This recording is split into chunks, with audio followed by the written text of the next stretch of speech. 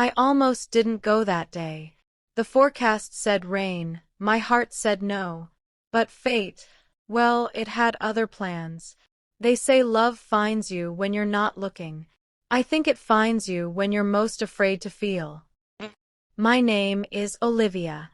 I run a secondhand bookstore tucked between two cafes downtown. Quiet days, quiet thoughts, that was my rhythm.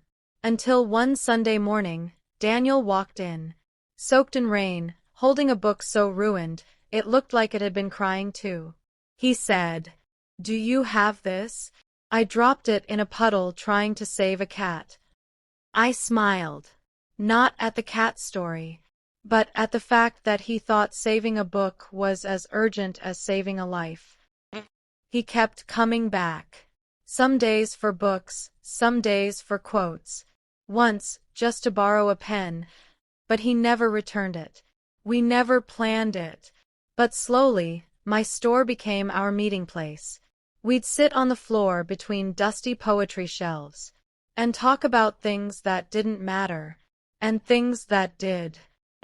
He told me he writes music but never plays it for anyone.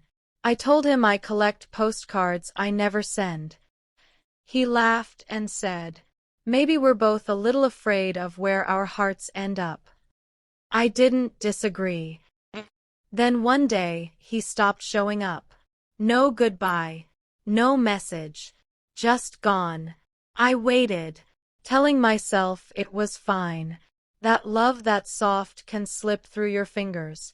But it hurt.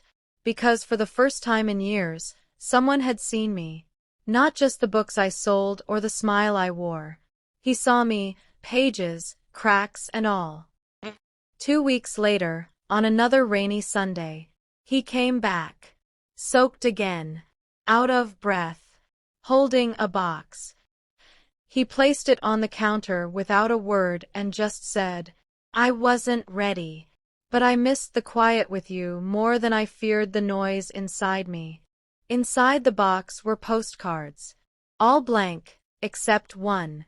It read, "If I wrote to you every day, I still couldn't explain what your silence gave me." We stood there. No music, no crowd, no perfect script. Just two people who had been waiting for someone to choose them, even on a rainy day. Some love stories don't start with fireworks.